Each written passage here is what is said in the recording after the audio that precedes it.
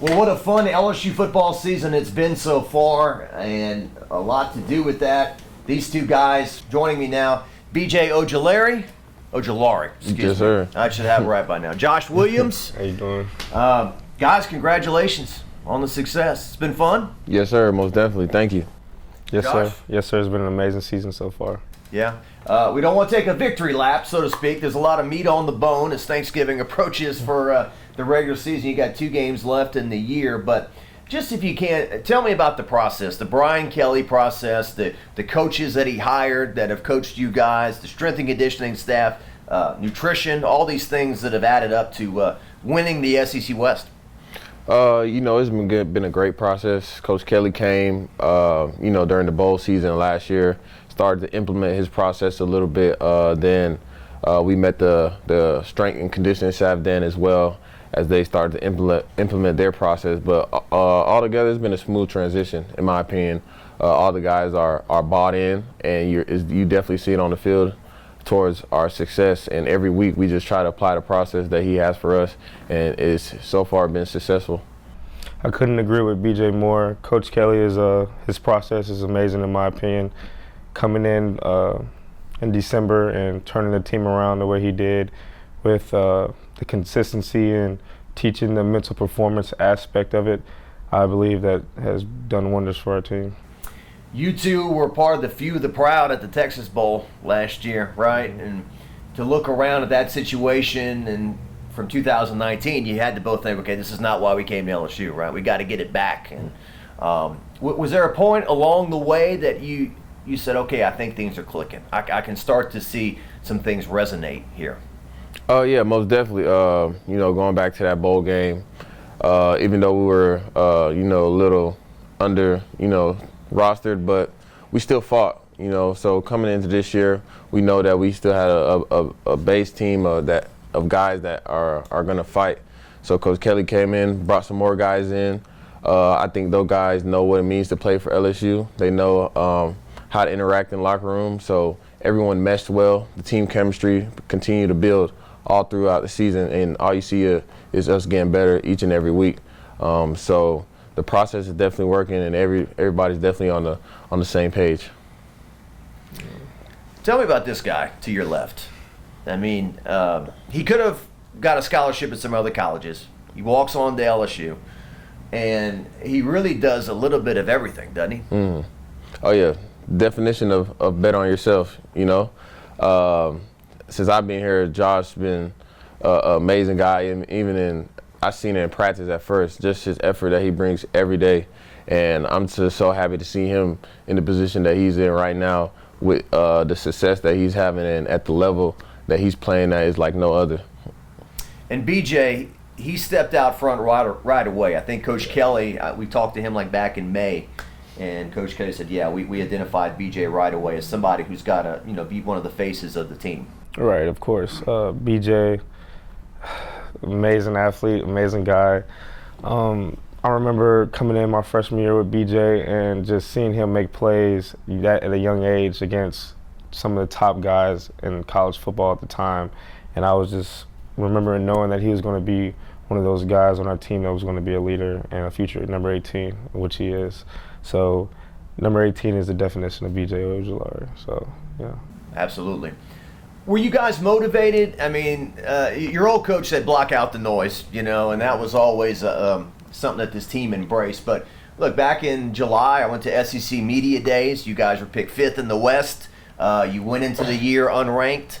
The expectations were low. They were not high. And for you guys to do what you've done so far, were you motivated by outside noise at all, or how'd that go? We respect everybody's opinion, everybody's, rankings and all the media sources. But in general, we just focused on ourselves each and every day. We just knew that what the potential is, what we can do on that field. And I think that's what really carried us so far.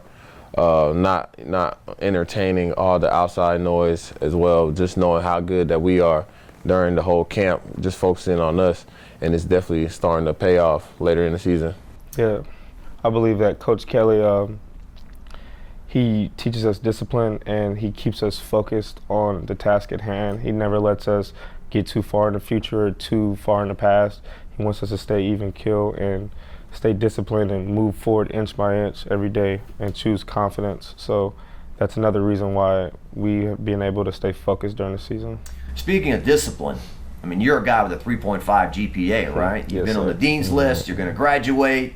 You're in business too, right? These aren't, as they would call, crip courses. You know, the fact that there's some mothers that work at our station that have seen some of the interviews with the academic counselors and whatnot, and they say, "Good for him." You know, I'm so glad to hear that. You know, obviously you're a great football player, but obviously as well you have a plan after football. Right, of course, yes, sir. I graduate this winter with a business marketing degree, so I'm excited about that. And you're on pace too, right? Or I'm on pace for next fall to graduate. So awesome. And your story too. I mean, both you and Allie Gay to come here from so far away, are your families and whatnot. That's a pretty amazing story. Yeah, it just shows a testament to what it means to just represent your family, especially coming from another country. The hardships that we had to go through. I know Ali definitely had to go through some hardships as well. But coming in with him, definitely one of my brothers as well. Just coming in together, fighting throughout our whole time at LSU, just building that bond as well, just hoping and just working our tails off just to get LSU back to that standard. So this is the last time you're going to run out of the tunnel, huh? Who knows? That's a decision that I'm going to think about after, we're done playing. Gotcha. Yeah, that's down the line. Tell me about Jayden Daniels. So a year ago at this time, nobody really knows who he is. I mean, if you're watching football, okay, he's the quarterback at Arizona State. But to think that he's going to come over here, take over a quarterback, and play such a large role in this team, he had to be a likable guy. There had to be leadership or this thing wouldn't have worked. Oh, yeah, most definitely. So I first knew about Jayden his freshman year. He lit up the NCAA. He lit up college football.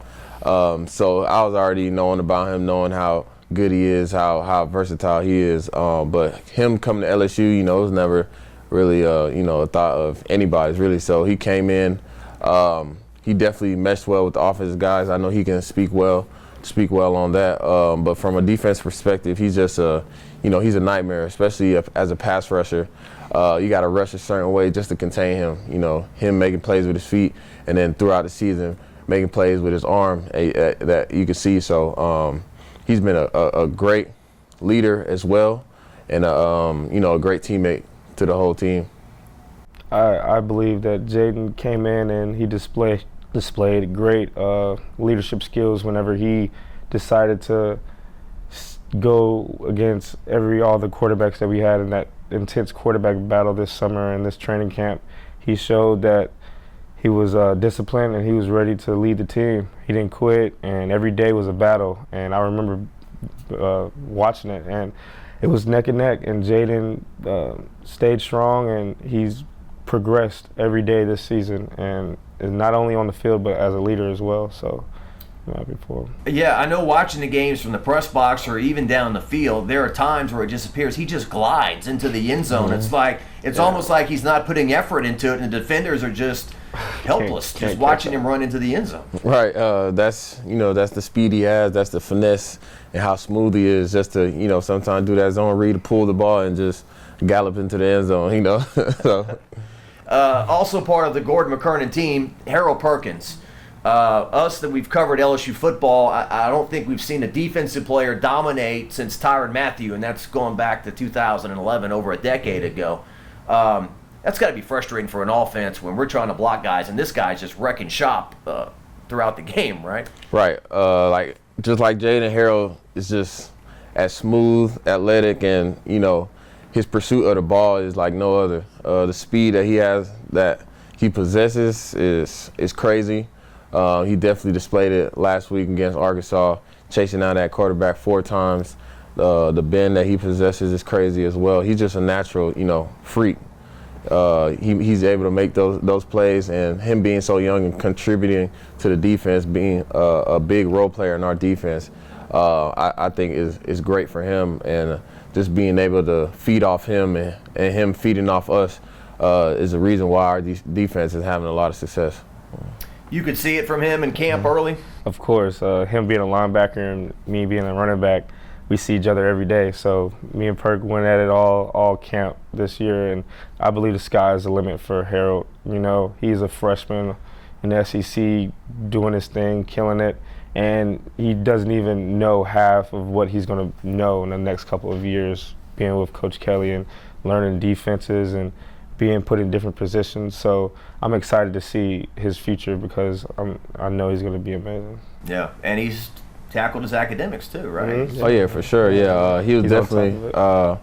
I think he was just the student athlete of the month or the week, one of those two. So yeah, he's definitely taking care of his academics. Well, what about the graduate champions mantra?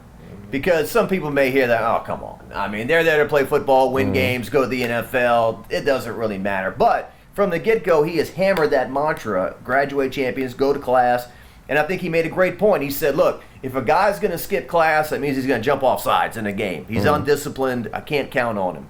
He even pointed out a guy like Micah Baskerville. So when I first came here, I hear this guy's a knucklehead. He cuts class, this and that. But he got on board and has graduated and has done everything he's supposed to do. Yeah, academics is big with Coach Kelly. You know, the mantra, graduate champions.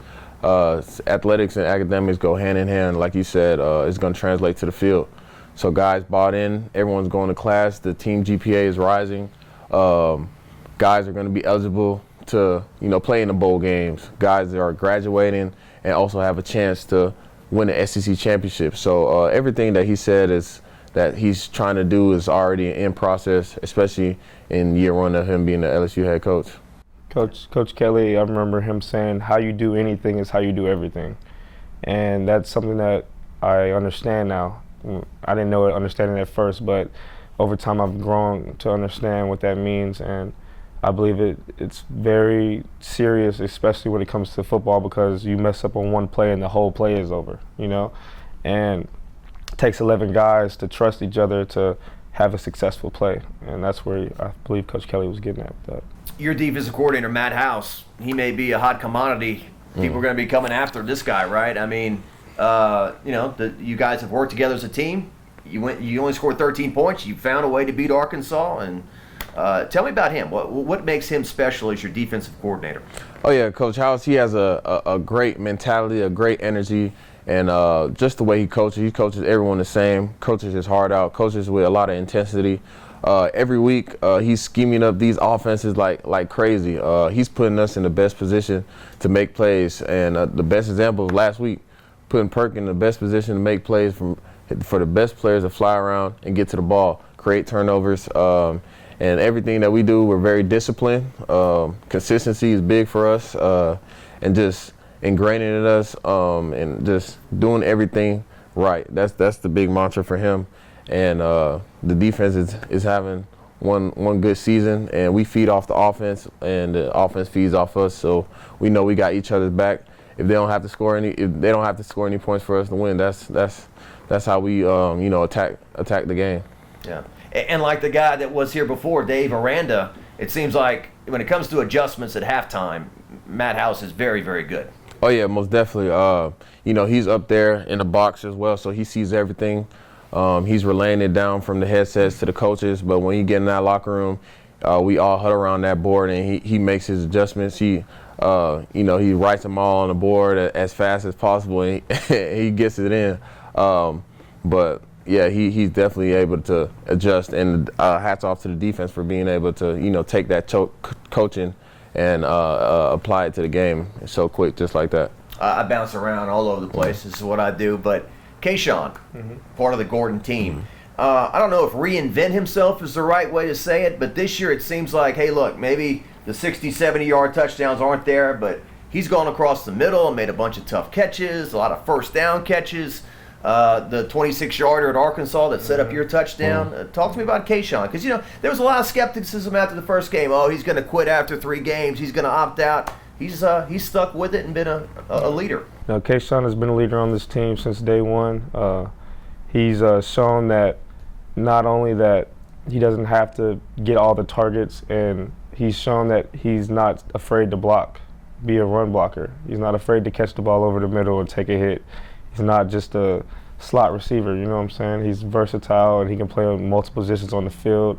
He can run the ball. He can run routes. He can catch the ball. So Keyshawn is just doing a great job of showing how versatile he is. A lot of people have been talking negatively about all of us, and we just block it out. And we think about the next week, and we're going to stay positive. Speaking of blocking, and I've talked to you about it before, but on Jayden's touchdown run in overtime against Alabama, we see Brian Thomas, hustle like crazy and take a guy out. We see you Superman it, to take another guy out. I mean, those are the things that don't show up in a stat column. Right. And you grow up wanting to be a running back, how many yards did I get, how many touchdowns? But those are the things right there that get you on the field. Right. No, exactly. That blocking was the only way that I could get on the field my freshman and sophomore year. So I've always taken a lot of pride into blocking, like I've said before. But on that play right there, that overtime play, it just shows the strain that we give and the strain that we practice with. It's a long 3-hour game.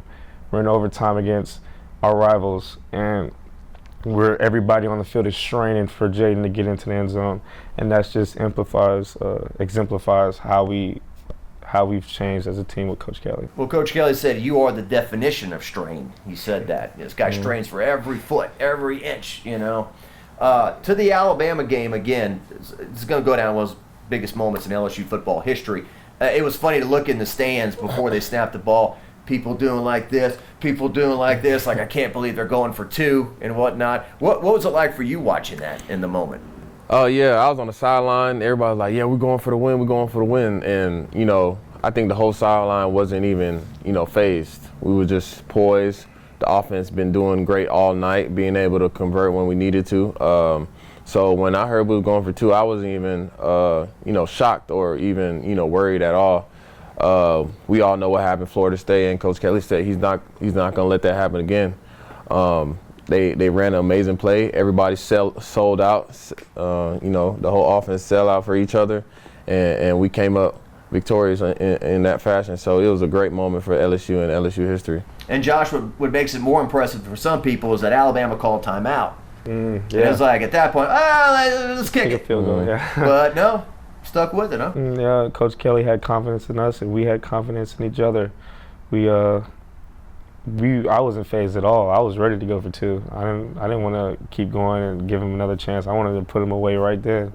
We had the momentum, and I understand what you're saying about the timeout. I do remember that. I was like, but after we got our play down and we were set, there's nothing that was going to stop us. And earlier in the game, late in regulation, Bryce Young pulls out one of his magic tricks, right? I mean, he must have felt like he was right there, right? Yeah, just, as a passer, it's so frustrating. A guy like that, so versatile, able to elude in the pocket, so slippery, and, we all had our hands on him in some way, somehow he just, got out. But, that's what's expected out of him, especially being such a high caliber player. But yeah, just if I can go back, I wish I could just, just get my hands on him, just grab him. But it all turned out good in the end. So just have to, just the next time I have that opportunity, just make the play. Y'all aren't his first victim for sure, but it was 21-17 at that point, Alabama, and the offense, has to come through, has to go down the field and score. This thing's over with, and there was a 3rd and 5, and Jayden, takes off for 30-some-odd yards, and then there's a 3rd and 7. And this is against a Nick Saban Alabama defense. And on 3rd and 7, LSU turns around and hands the ball to Josh Williams for a first down. Yes, sir. I don't think Alabama or anybody expected it to be a running down on 3rd and 7 against that defense. And in my mind, I'm thinking this is do or die. This is to win the game in my head, to at least prolong the game. And there's nothing that was going to stop me mentally. And I just gave my body up for the team, and just excited that I was able to get the first down. Mason Taylor, talk to me about this guy. He catches the teardrop in the north end zone to take the lead. Alabama kicks a field goal. We're going to overtime, and then obviously on the 2-point conversion, this is a true freshman who's in high school a year ago who was throwing this ball and makes these plays. Mm-hmm. Good genes, right? Good dad. Amazing, for sure. Yeah. Amazing genes. And his mom, too, quite an athlete. Yeah. I mean, she's still cutting backflips and doing stuff these days. I mean, Mason, being a true freshman and being able to say that he was the main person, a part of that Alabama game. I mean, I'm sure he'll be able to say that was his favorite game for the rest of his life. Mason is an amazing talent, freshman tight end. He's mature. He's not childish. He's very disciplined. And I didn't know he was a freshman when he first got here. I thought he was older. So he's one of my favorite, one of my good friends on the team, and I'm excited to see how he grows. I know everything is, we're always looking forward, but I just want to, recap some of the moments you guys were in this year and, got out of. Mississippi State, they're up 13-0. Auburn, I thought the roof was about to cave in on you guys. I thought it was about to be 21-0, and you guys punch your way out of that. And Florida scores a touchdown right away, and you're in the swamp, and you come back. So just in numerous instances, you guys have been in the corner and punched your way out. Yeah. That just shows the mentality of our team, the never give up mentality, always find a way to win. Coach Kelly was telling us earlier in the season that, every game can't be like that. Every game can't be we start slow and have to come back. So, in practice we started implementing starting fast, starting with more tempo stuff just to get the feel of starting fast early. But when our back is against the wall, one thing about us, we don't flinch. We're going to continue to fight to the end, especially away games. We just have that type of mentality. All the away games, Auburn, Florida, back against the wall at freezing at Arkansas. Yeah, freezing at Arkansas. So we're gonna find a way, and we're never gonna give up. So that's a mantra of our team. That's a mentality that we keep. Josh, you scored your first touchdown of your career this year against Mississippi State. Your mom told me that she asked you what you were thinking, and you said, Frank Wilson said, if you get the ball, you better score that touchdown. And you did against Mississippi State. Yeah, that was an amazing moment, especially against Mississippi State, able to score my first touchdown. And it was a tough run, too. And it was an important part of the game, and I was excited to finally show that I could be on the field and show what I can do. LSU's called DBU. I joke you could call it any position.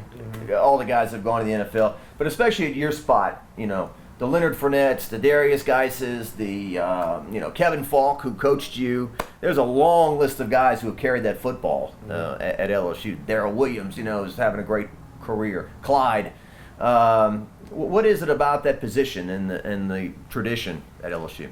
It's more than a tradition. We have a creed, a running back creed that we speak before every single game. It's pretty long. I don't know if you want to hear it, but I'll say it. It's all about the ball. You protect it with your dear life. This ball is the pride and tradition of LSU football. It will not be entrusted in the hands of the timid or the weak. You've earned the right to carry it, so do so with dignity and courage, for you are a trained assassin. That's just our creed, and we take it seriously, and we play the game that way. So when you huddle up, you guys say that in unison? We say it before every game in the locker room, and we've been doing that for years. And it's like our little tradition, and we yell and we get all hype and stuff, but the meaning behind it is nobody's going to we love the ball. LSU gives us the ball. Only one person can carry the ball, and they give us all their pride whenever they give us that ball to carry it. So we have to carry it for every single LSU fan in the world. Well, thanks for sharing that. And not to be melodramatic, but I've heard that in the past, like the hopes and dreams of this city or this university, that they're all in that football. And where that football goes, return it to the team. Yes, yes, sir. Tell me about John Emery, too. Because John has delivered a lot of big plays for you guys this year, coming off missing a whole year because of academics. And he stepped forward and done his thing this year. Yes, sir. John is an amazing talent. Everybody's been waiting for him to play. I've been waiting. I was excited for him to play this year. He's been doing well academically and on the field. He's just in a positive progression right now. And you've made this running back by committee thing work. Like, there could be skepticism. Oh, well, hey, coach, I need 10 carries to get warm, man. I can't get by on 5 or whatever. That could have been the case. But, Armani Goodwin, he's got his touches too. Noah Cain's running back kicks. So you guys are all getting involved. Yeah, we all can go. We all have the talent and ability to play in the SEC, especially start. Coach Frank does a good job of rotating us in and out and putting us in the best situations to be positive, to be successful. Okay, I think I'm running out of time. A few more things with you. Is this going to be the Ojulari Bowl when you play Georgia in the SEC championship? Nah, it's gonna be about LSU. We're just gonna make it about the team, just going out and try to execute whatever plan that Coach Kelly and Coach House has for us. No, it's not gonna be about me and my brother that went to Georgia. It's gonna be about LSU. Yeah, and I don't want to get in trouble talking about a game that's down the line, but I mean, you're going to be an underdog, right? I mean, you're going to be a huge underdog. At least 16, 17 points is what we're reading right now. Of course, you were at home against Alabama. I think that was 13.5 or something, and you won that game outright. But embracing the underdog role again? You know, like I said earlier, we respect whatever opinion everybody has. We just going to focus on ourselves, focus on tasks at hand, going to Atlanta and playing our brand of LSU football, playing to the standard of LSU. So, like I said, we're just going to focus on ourselves and go to Atlanta and get that win. UAB this weekend, they've got a running back who I think set a school record for touchdowns and everything. So they obviously going to come in here and think that, hey, you know, we can pull this off. So how do you avoid a letdown? Oh, yeah, most definitely. UAB is definitely still a great team. You know, even they're in Conference USA, they're still a great team, great running attack. One running back has 1,400 yards, another has 700. So their emphasis is to run the ball. So this week we have a strong emphasis on stopping the run, stopping their running back, stopping their running attack as a D-line, setting a new line of scrimmage. So it's definitely going to be a good challenge this weekend, and hopefully we can send our seniors out the right way on senior night. And Josh, I know you guys didn't have the offensive game you wanted at Arkansas, so this is the chance to kind of sharpen the blade, so to speak, and put some points on the board. Of course, you know, the elements and just how the game went last week, it wasn't the best to watch, of course. But this week we've been focusing on just showing that everybody can be disciplined and knowing what their task is, not making any misassignments, everybody making the right plays, everybody growing in a sense of getting better as a unit. So we're excited. We're not taking UAB lightly. That's how you lose games. We're taking UAB just as seriously as we take Alabama. So we're going, and they have a lot of old guys. They have like 5-6 year guys, 8 5th-year guys. Yeah, so they're an old, disciplined, mature team. So we're not taking them lightly, and we're going to go in there with a head full of steam. That's what struck me in some of the videos I saw. There was that one video of Brian Kelly where he's addressing the team, and he says, I hear that when the Alabama game rolls around, we elevate and we raise up to our level. And he said, that's BS, you know. And so there was that in the past. Oh, we get all up, and then we have an emotional letdown, you know, after we play Alabama. So it seems like it's like this with him. Yes, sir. And everything. All right, let's end it here. NIL, we appreciate we're in Gordon McKernan's office, and you know, you guys are part of the NIL team. Tell me about this partnership with Gordon McKernan, and it seems to me that there were a lot of skeptics of how NIL could ruin team chemistry and jealousy would take place, and it doesn't seem like any of that's happened. Oh yeah, most definitely. This is just a great opportunity for us to connect with, you know, the businesses around Baton Rouge. Get Gordon is also one of a big business in Baton Rouge, supports the football program as well, and not just in NIL space, just to give back to the whole community in general. You know, there's more to it than just, you know, just advertising. We go out. There's going to be a Thanksgiving drive that we do as, you know, as Get Gordon athletes. So it's just bigger than just us. You know, we want to give back to the community as well. Yes, sir. I believe that Get Gordon has given us the opportunity and the resources to give back to the community in a way that we've never been able to before. We're excited to do this. We're loving everything that we've been going through, and it's been a good, smooth transition from not having NILs to having NILs this year. So, well, I know I've heard from a lot of fans. They like this team. They like any team that wins, right? But they do say, hey, these personalities that we've seen on TV, the interviews, they seem like a likable bunch. They seem like a team that enjoys each other's company. And why don't we end it right there? What makes the team, you know, what makes the team chemistry good on the LSU Tigers this year? Just so many different personalities coming together, meshing very well with each other. I think that what makes us very good.